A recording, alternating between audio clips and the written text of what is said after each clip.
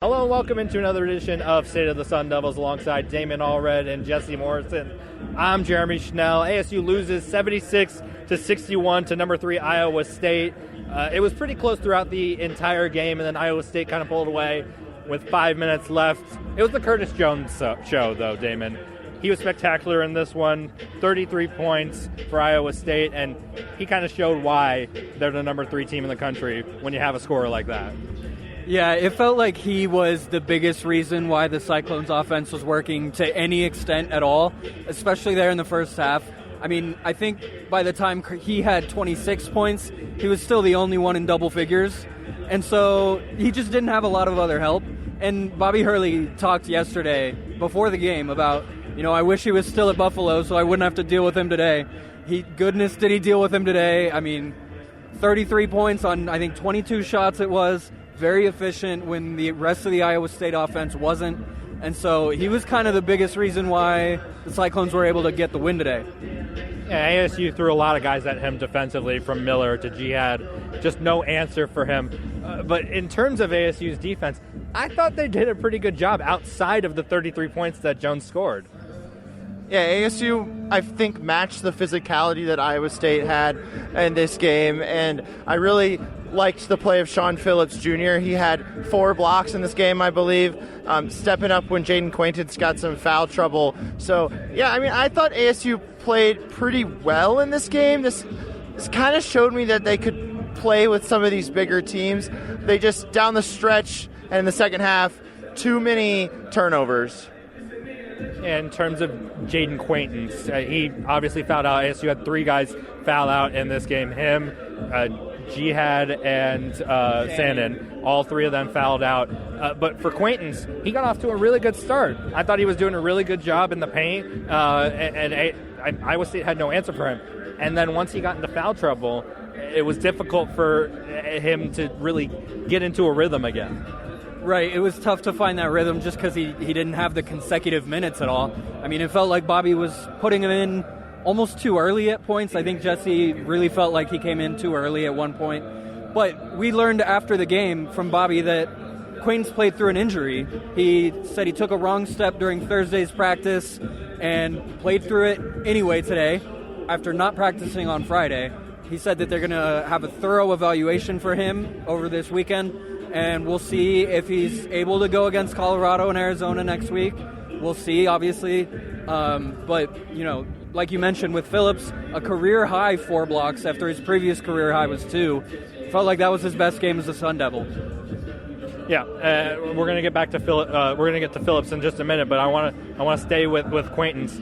Playing through the injury, being able to be out there for his team, that's pretty cool. But ASU needs guys out there that, look like they're 100%. He looked like he was 100%. Yeah, I thought he looked fine personally. You don't know if it'll swell up or whatever between now and Tuesday for the Colorado game, but for Colorado and U of A, they're going to need him because, again, the foul trouble kind of disrupted his rhythm in this game today against Iowa State, but early in the game, he was everywhere on defense, getting involved on offense.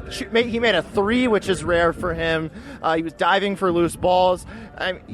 To me, I think we saw Joe Sandin come back. He played pretty well, but I think that JQ has kind of shown that he's their best player on this team.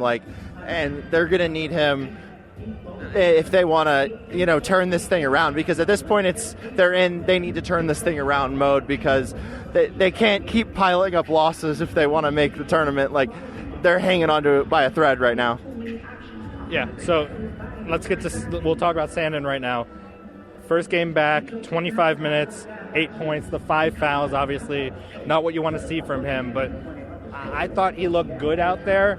He's got to get back into the rhythm of things. There's some shots that he'd probably want back, and he makes if this isn't his first game back from injury, but there's some signs of good things that you saw here today that hopefully he can build off of that against Colorado. Absolutely, and I was just floored by the way he defended in his first game back, too. He's talked about how that's more the side of the ball that he thinks about.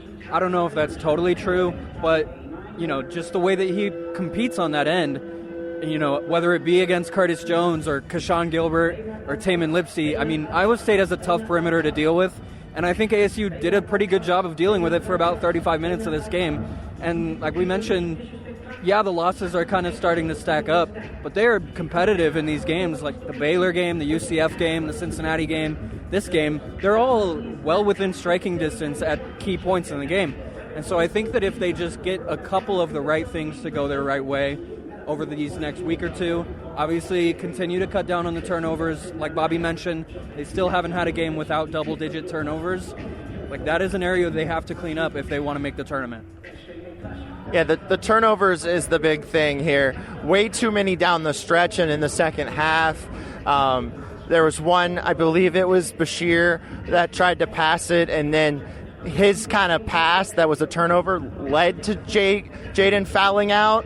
And so, like, they can't make careless mistakes and careless passes like that. They've got to play with more control. And then also just shot making. Like, in the first half, they were making shots. In the second half, they weren't making shots. Like, when they're open, they had open shots at times in the second half, and they just weren't going in. And they got to be more consistent shooting the ball. And I mean, you can't be I say this over and over again. It's hard to play a full 40 minutes with college guys, but some more consistency on the shots when they're open, or not even open, but like just good looks. Like, they might have a defender in front of them, but it's still a good look, and they just didn't have those in the second half.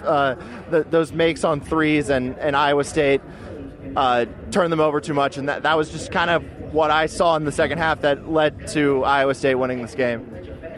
Something that I noticed as well is early in the season when Shannon was having his really good stretch, he was the kind of the go-to guy when things got tough. You would go go get a bucket when the other team was on a run. Here today, I think that they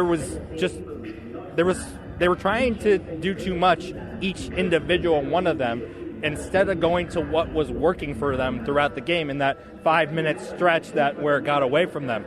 So whether it's Adam Miller, whether it's Alston Mason, whether it's Josan Sandin, they got to go to someone when things are getting tough to know that this guy's going to go get a bucket. I feel like they're trying to pass it too much. They're trying to do too much. When they have an open shot, Adam Miller in the first half passed up a few open shots that I thought that he could have taken. Listen, he had 13 points today. I thought he could have had 20. Yeah, there were a few shots that I was like, oh, take that. And then BJ or somebody would move to a worse shot and then take that. I'm like, just, make the decision. Quick decision making, I think, is important for this team moving forward. Yeah, nothing on that. Okay, cool.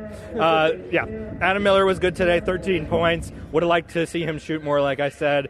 But let's get to Phillips real quick again. He was really good on defense in the post today.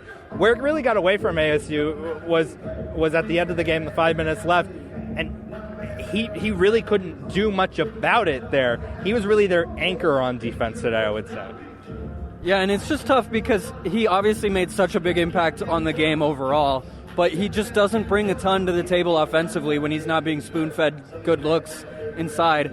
And yeah, there were a few of those. I thought there were quite a few times where ASU actually got some lobs, and we haven't seen a ton of that. Obviously, it came from good actions. Another thing we haven't seen a ton of is just good actions leading to good looks. And they got enough of it today where it felt like they had a chance to win, and then just obviously ran out of gas there at the end. A lot of Iowa State fans in attendance here today, Jesse. Good for them. I mean, a lot of them probably live here and went to school there, and now want to be here because of the snowbird effect. Just what did you think about the atmosphere? Yeah, it was very BYU football game-esque. It felt very much like it was kind of a 50-50 feel. Student section was obviously probably gave it a little bit more of an ASU crowd. It was fun to see the back and forth between the ASU football team, which was in attendance, with the Big 12 trophy. Obviously, they beat Iowa State in the Big 12 championship, so there's a lot of taunting of Iowa State fans. When things got rough for ASU on the basketball court, the football team would hold up the trophy, and the students would start chanting, "Where's your trophy?" And so that was fun. Maybe there's a little budding rivalry here between ASU ASU and Iowa State. Similar colors. It would be kind of a fun rivalry there. But, yeah, I mean, I would have liked to see some more ASU fans come out to this one. But I just don't know how you stop that from happening, really, because there's just so many transplants here that it's hard to avoid getting them to buy tickets, because it's different when you're an ASU fan, because you can go to any game you want to. This is the one game they get to go to every year that is a big deal for them. So, like, obviously they've probably bought their tickets way in advance, and then when ASU fans go to buy them, they're already bought up. So, I mean, it's hard to not allow this to happen in this town.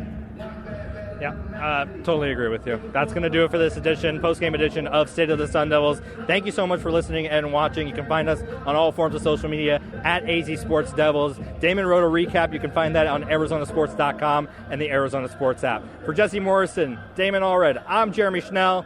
Talk to you soon.